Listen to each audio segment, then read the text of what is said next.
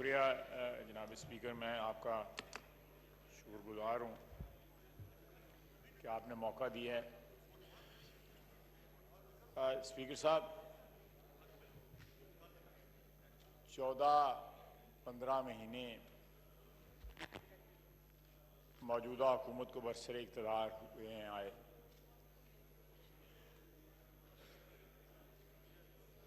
इक़्तिदार की कुछ रिक्वायरमेंट्स होती हैं। जो लोग इक़्तिदार में होते हैं, जो अपोजिशन में होते हैं, कुछ सेट रवैये हैं जो अपनाए जाते हैं। ये हमारे ही नहीं बल्कि तमाम दुनिया में दस्तूर यही है। लेकिन पिछले 1.25 साल में जो बात विटनेस की गई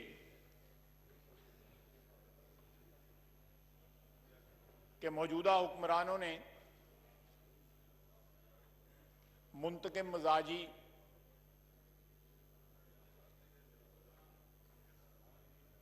एक बदले की आग, पता नहीं किस बात का बदला, विक्टिमाइजेशन, उनको टू द हिल्ट जो है परसू किया है पिछले 1.25 साल के अंदर। बल्कि इस तमाम वेंडेटा की जो पॉलिसी है उसका ये हाउस भी जो है शिकार बना है। यहां पे प्रोडक्शन ऑर्डर्स जो हैं वो इशू किए जाते हैं, सिलेक्टिव या तो नहीं इशू किए जाते या सिलेक्टिव इशू किए जाते हैं। प्रिंसिपल्स में, असूलों में कोई यूनिफॉर्मिटी नहीं है, कोई यकसानियत नहीं है।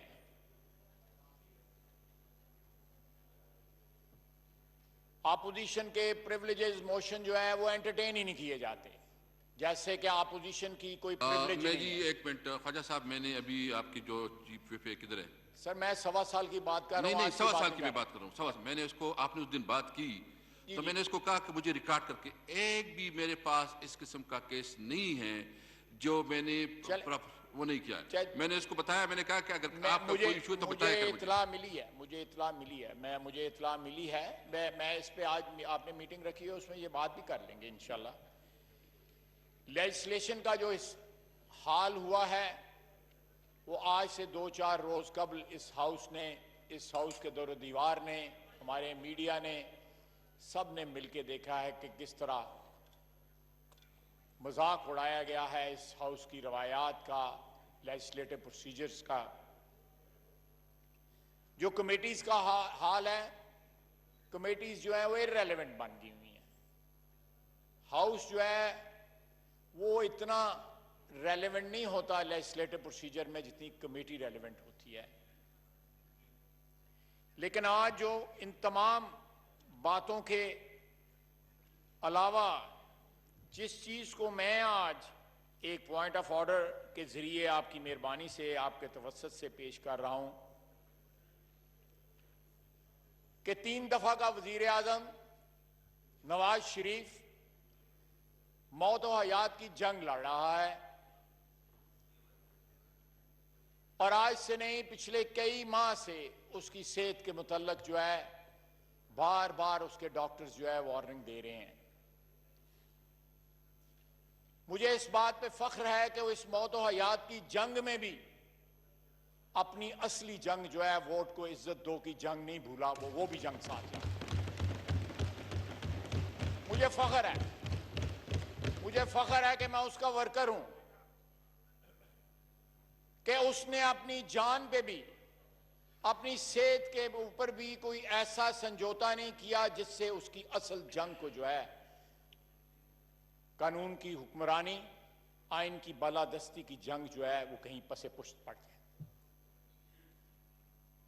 जनाब स्पीकर, मैं कोई पार्टीजन तकरीर नहीं कर रहा। यहां पे पिछली मेरी 2-3 तकरीरें जो है म्यूट की गई हैं। ये गैलरी वाले ऊपर बैठे हुए हैं, ये एक्सप्रेशन की आजादी, राय की आजादी की जंग लड़ते हैं। हम इस फ्लोर पे खड़े होके अगर हमें आजादी राय जो है वो मुयस्सर नहीं है, तो इनको किस तरह आजादी राय मुयस्सर होगी। मेरी पिछली तकरीर 25 सेकंड म्यूट की गई, उससे पिछली तकरीर 23 सेकंड म्यूट की गई। ये किस तरह का सबसे ईवान जो है, सबसे बालादस्त या मुक्तदर ईवान है कि जहां पे खड़े होके मेंबर बात करते हैं तो उनकी बात को म्यूट कर दिया जाता है। मौजूदा हुक्मरानों को मेरी अकल के मुताबिक, जो भी मुझे अकल अल्लाह ताला ने वदीयत की है, कि पिछले 15-20 रोज में जब मियां साहब के प्लेटलेट्स ड्रॉप हुए और उनको अस्पताल लाया गया, उसके बाद अदालतों ने उनको रिलीफ दी और उनके बाहर जाने का कोई प्रोग्राम बना, मौजूदा हुक्मरानों ने फील किया कि we have been left out of this process. To enter back into this process, उन्होंने ये बहीमाना रवैया अपनाया जो पिछले 3-4 दिन से जिसका मुजाहरा हो रहा है। एक शख्स जिसका सब कुछ पाकिस्तान में है, उसकी सियासत, हम सियासतदानों की सबसे बड़ी जायदाद हमारी सियासत होती है। उसकी 35-40 साल की सियासत इस मुल्क में है, उसके लाखों करोड़ों वर्कर और वोटर, हमारे जैसे वर्कर इस मुल्क में हैं। वो मुल्क से जाना नहीं चाहता। मैं जाती तौर पे जानता हूं नवाज शरीफ मुल्क से जाना नहीं चाहता। मेरे सामने डॉक्टर्स ने उसको कहा कि हमने जितना इलाज हम कर सकते थे हमने किया है, हम कैपेबिलिटी है, हमें ये अहलियत है कि हम आपका इलाज कर सकते हैं, लेकिन उसके लिए ना वो टेक्नोलॉजी हमारे पास है, ना वो वेर-विदाल हमारे पास है, ना वो हमारे पास माहौल हमारे पास है जिसमें हम वो इलाज कर सकें। मेरे सामने उन्होंने कहा कि आप लंदन में इलाज कराना चाहते हैं, लंदन कराने का हम चाहते हैं। डॉक्टर्स ने कहा, यहां पाकिस्तानी डॉक्टर्स ने, सरकारी डॉक्टर ने कहा कि आप बॉस्टन में जाके मैस जनरल हॉस्पिटल में कराएं, वहां पे एक छत के नीचे आपकी तमाम बीमारियों का इलाज हो सकेगा। आपको मल्टीपल एलिमेंट्स हैं, आप प्लीज कहीं ऐसे अस्पताल में जाएं जहां पे आपकी तमाम डायबिटीज हैं, आपकी हार्ट की कंडीशन है, आपकी प्लेटलेट्स की कंडीशन है, आपकी गुर्दों की आपको एलिमेंट है, ये सारी के सारा आपको एक छत के नीचे आपको उस हॉस्पिटल में फैसिलिटीज मिलेंगी। बादल नखास्ता जब वो तैयार हुए इलाज के लिए अपनी वालदा, अपने अजीजों, अपने खानदान के अफराद के प्रेशर में, तो हमारे हुक्मरानों ने उसकी जान से खेलना शुरू कर दिया, एक चेस बोर्ड के ऊपर बैठ के कि कौन किसकी चाल को मात देता है। मैं फरूक नसीम साहब का बड़ा एहतराम करता हूं, बड़ी इज्जत करता हूं उनकी। काश के मुशर्रफ के साथ, जो मुशर्रफ की तरफ उन्होंने रवैया अपनाया था, जो आर्गूमेंट्स दिए थे, वो नवाज शरीफ के लिए भी वही आर्गूमेंट्स देते। मुशर्रफ के लिए उनके आर्गूमेंट्स मुख्तलिफ हैं और नवाज शरीफ के लिए मुख्तलिफ हैं। असूल की बात करें, माहौल के मुताबिक, मौसम के मुताबिक बात ना करें। मेरी उनसे दस्तबदस्त इस्तदा है कि वहां पे फ्रीडम ऑफ मूवमेंट की बात हुई, जब नवाज शरीफ के ऊपर बात आई तो 7 अरब रुपए का मुचलका जो है या स्टाम्प पेपर के ऊपर जो है भर के दिया जाए कि ये वापस आएगा। ये हम जामन बैठे हुए हैं, ये उसके वर्कर, ये एमएनए, हम जामन बैठे हुए हैं नवाज शरीफ वापस आएगा। मैंने आज से 2 महीने पहले कहा था नवाज शरीफ वापस आएगा। ये पाकिस्तान की आवाम उसको वापस लेके आएगी, रब्बुल इज्जत उसको वापस लेके आएगा। उसका 3 अदवार वज़ारत उज़्मा के उसको वापस लेके आएंगे, वो उसकी लेगेसी है। प्लीज मेरी इस्तदा है जनाब स्पीकर, मैं आपका और इस चेयर का एहतराम करता हूं, इस ऐवान के दरो दीवार का एहतराम करता हूं, इसने मुझे इज्जत बख्शी हुई है। मैं आपकी वसातत से इस ऐवान की वसासत से, यहां पे जितने भी मेंबर्स बैठे हैं उनकी वसासत से हुक्मरानों को ये सदा करूंगा कि नवाज शरीफ को जान को जो है पौन ना बनाएं, उसको शतरंज का मोहरा ना बनाएं। आप खड़े होकर वॉशिंगटन में कहते हैं मैं पाकिस्तान जाऊंगा, उसका एयर कंडीशनर ले लूंगा, उसका टीवी ले लूंगा। वजारत उज़्मा के ओहदे पे बैठे हुए शख्स के मुंह से ये बातें जेब नहीं देती।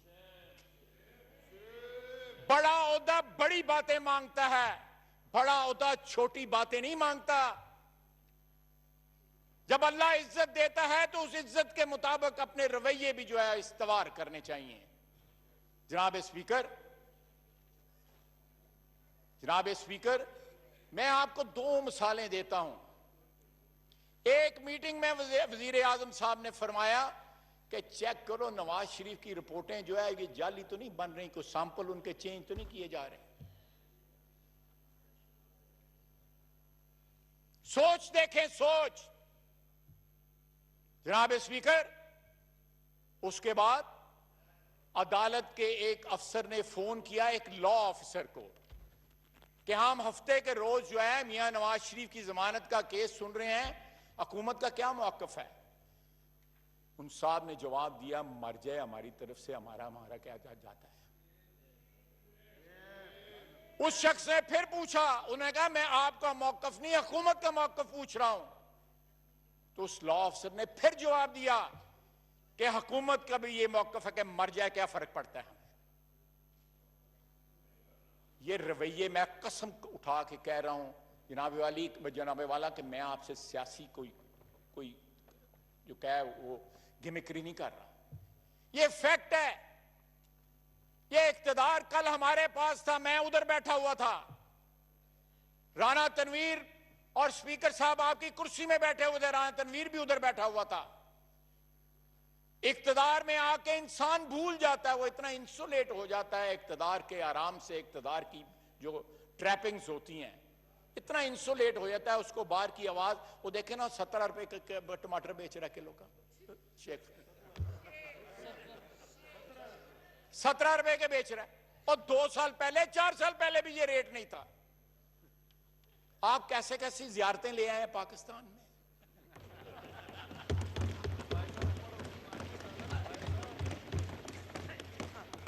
कैसी कैसी जियारतें ले आए आप। जनाब वाला, let's bring some civility in our attitudes. ये मुचलका 7 अरब रुपए का, इसकी कोई वक़्त नहीं है, इसकी कोई मॉनेटरी वैल्यू नहीं है। लेकिन पाकिस्तान की सियासत के पस मंजर में ये बड़ी मोहलक चीज है। ये पाकिस्तान की सियासत को गदला कर देगी। गदली हो चुकी है हमारी सियासत, सियासत गाली बन चुकी है।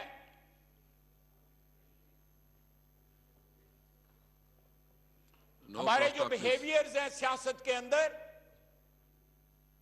वो इस नई जनरेशन जो इस मुल्क की है उसके लिए काबिल तकलीद नहीं है।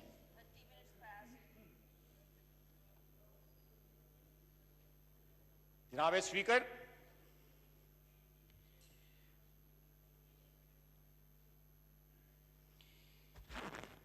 पांच 4 साल मियां नवाज शरीफ वजीर आजम रहा, पिछली टेनोर में 1 साल शायद खाकान अब्बासी रहा।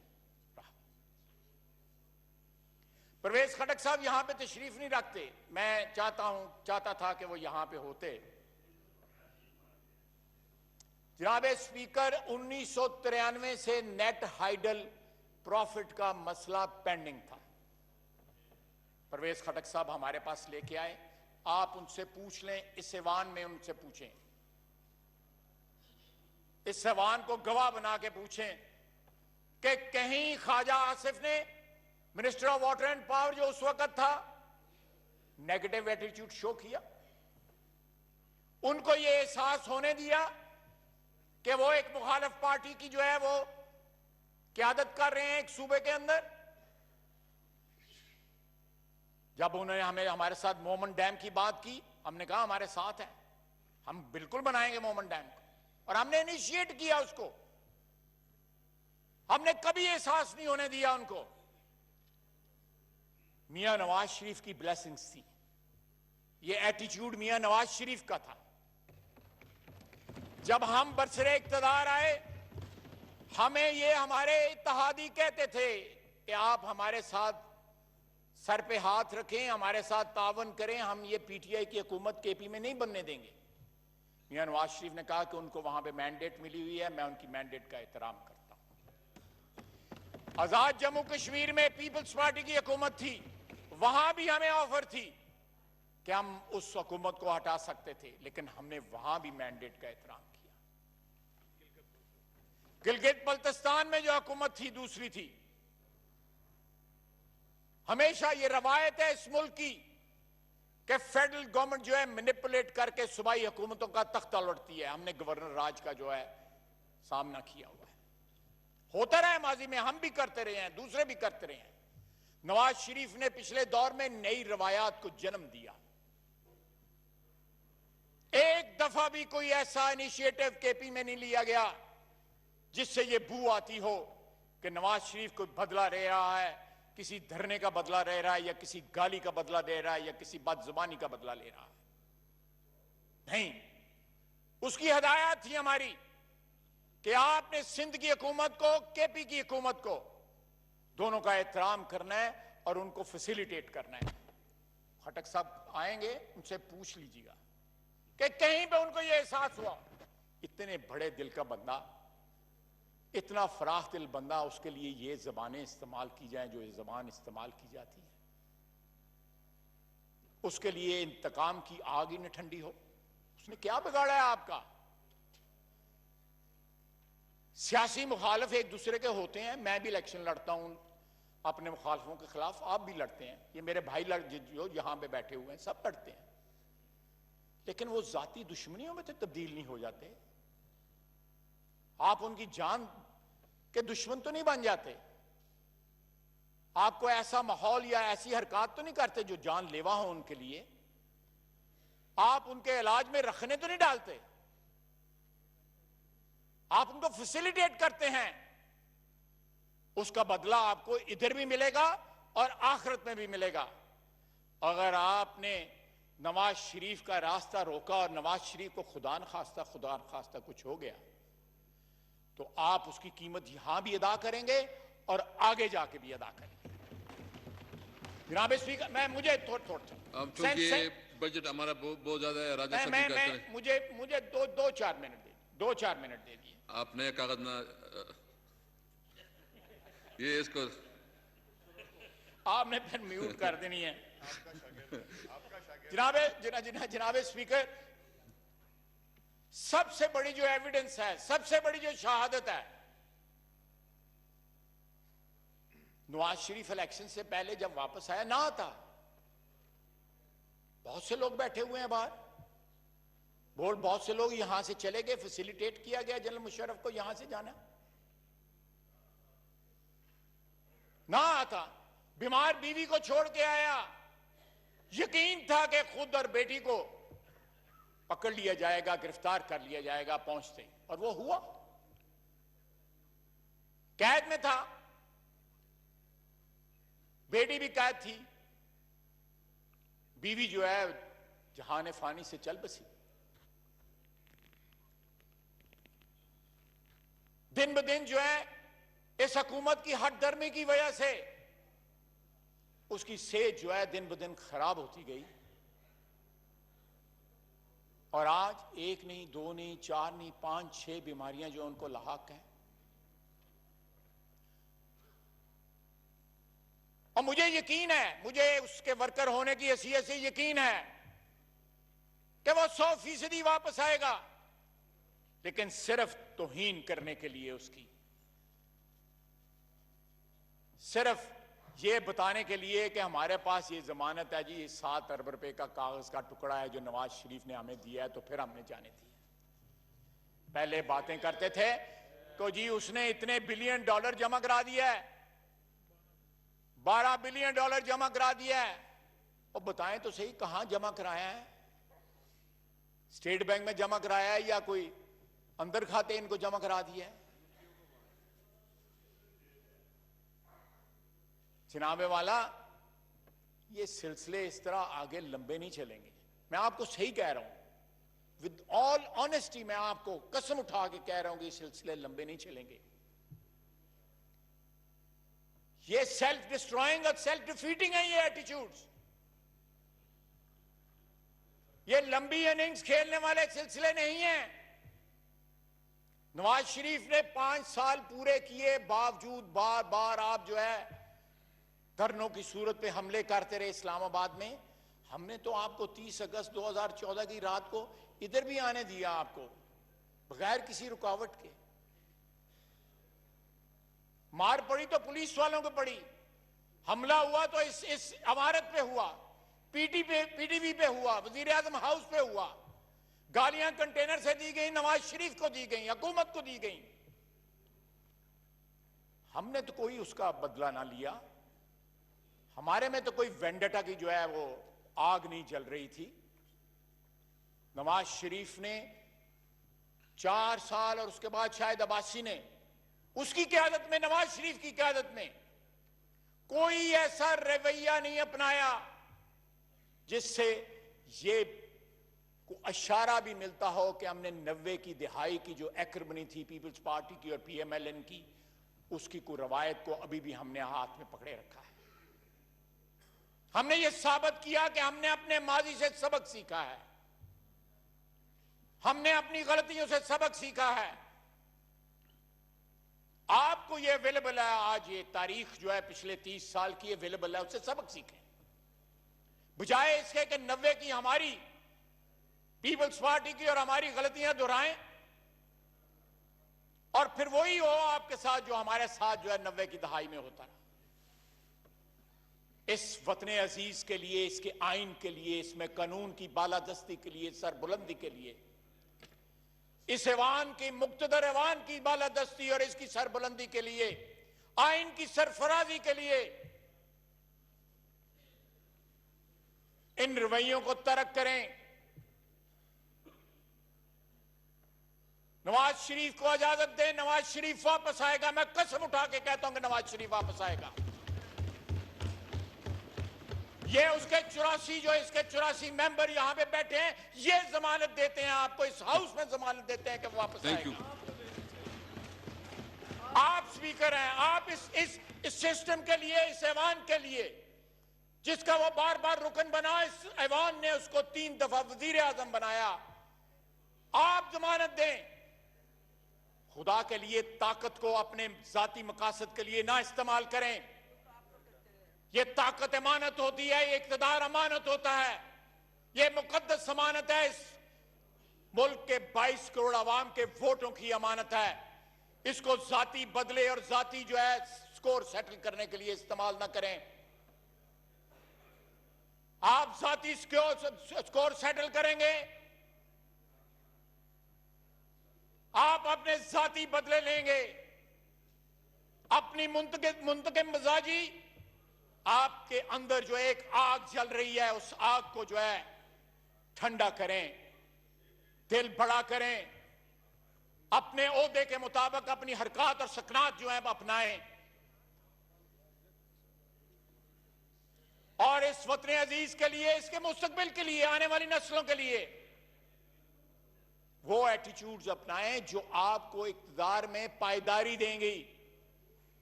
ये आपके मौजूदा एटीट्यूड जो है इक्तदार में आपको नापायदार बनाएंगे। इक्तदार चला जाएगा। इस मुल्क की 72 साल तारीख इस बात की शहादत देती है। कोई लर्न करना चाहे तो लर्न कर सकता है, जो नहीं लर्न करना चाहता वो आखिर जो है किसी हादसे का शिकार हो जाता है। Thank you. लेगेसी छोड़ें। आज नवाज शरीफ की लेगेसी है, वो जहां अपनी सेहत का इलाज चाहता है, अपनी बीमारियों का इलाज चाहता है, वो साथ ये भी चाहता है कि हम लोग उसके वर्कर जो है उसके विरसे की, उसके सियासी विरसे की हिफाजत करें। थैंक यू जी। और वो विरसा है वोट को इज्जत दो। जनाब वाला मैं समेट रहा हूं बात जी। जनाब वाला, यहां पे हमारे इस ऐवान के, इस मुकद्दस ऐवान के और भी अराकीन जो हैं इस वक्त जेल में हैं। साबक का वजीर आजम शाहिद खकान अब्बासी, साबक सदर आसिफ अली जरदारी, मेरा भाई राना सनाउल्लाह, साद रफीक, ये आपकी चेयर, आपका ओहदा खुर्शीद शाह मेरा भाई, आपका ओहदा, आपका ऑफिस जो अल्लाह ताला ने आप पे करम और फजल दिया, आपको इज्जत बख्शी है, वो इस बात की मुतकाजी है कि आप उन लोगों को इस हाउस में लेके आए। वो अपना जो हक है, नुमाइंदगी का हक है, बगैर तफरीक के कि आप जो है एक कैदी का प्रोडक्शन ऑर्डर जो है वो इशू कर दें, दूसरे का ना इशू करें, नहीं, तफरीक ना करें। हकूक सबके एक जैसे हैं।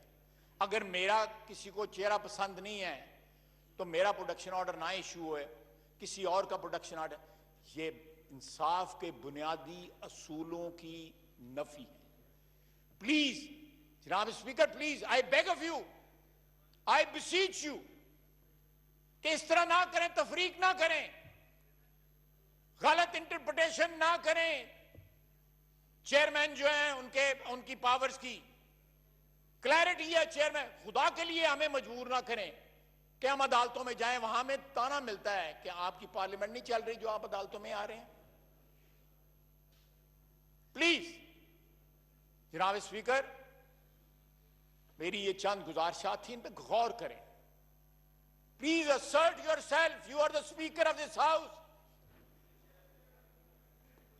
आपके साथ अभी हमारी मीटिंग है। आप इस हाउस की जो इज्जत और आबरू जो है, जो मुकद्दस जो है आबरू, उसकी मुहाफिज है। Thank you.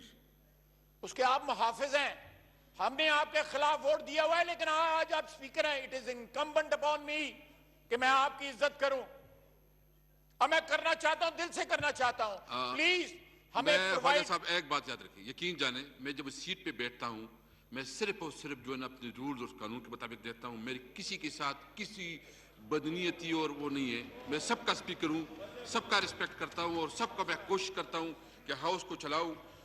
मेरे लिए जरूरी ये है कि गवर्नमेंट और पोजीशन दोनों मिलकर मेरे साथ भी सपोर्ट करे, तो इसलिए हम आपके साथ आज बैठ रहे हैं ताकि हम जो है चीजों का speaker, we are more than willing to cooperate you in the interest of this house, in the interest of democracy, in the interest of the constitution of this country. Thank you ji. हमारा कोई जाती motive या objective नहीं है। हम चाहते हैं कि लोग हमें, पाकिस्तान के 22 करोड़ अवाम जिन्होंने हमें वोट दिया हुआ है, वो हमें इज्जत की निगाह से देखें, हमें गाली। Thank you sir, thank you ji, बहुत बहुत शुक्रिया। थैंक यू मुराद सईद साहब। प्लीज हाँ, इसके बाद वो मौका देता हूँ, प्लीज आप देता हूँ ना मौका जी। वो 5 मिनट बात कर ले, इसके बाद आप कर लेना जी, प्लीज। बिस्मिल्लाहिर्रहमानिर्रहीम। इसके देता हूँ, चलो मुराद सईद, इसके बाद आप कर लेंगे, आप जवाब देंगे दोनों का जी। प्लीज राजा साहब, प्लीज आप प्लीज जी। शुक्रिया जनाब स्पीकर। और मैं